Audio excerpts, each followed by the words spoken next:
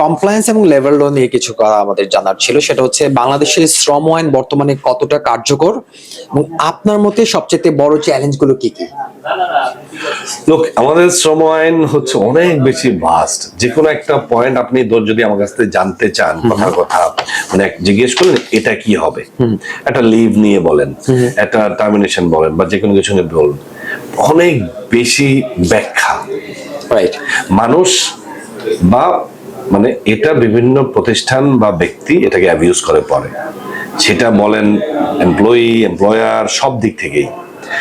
মানে আমার এখন আমি কথাটা কেন বললাম, আমি বললাম এটা বলছি এই কারণে একটু স্পেসিফিক ডিফাইন থাকা উচিত, আর একটু ক্রিস্প এন্ড প্রপার দিক নির্দেশনায়।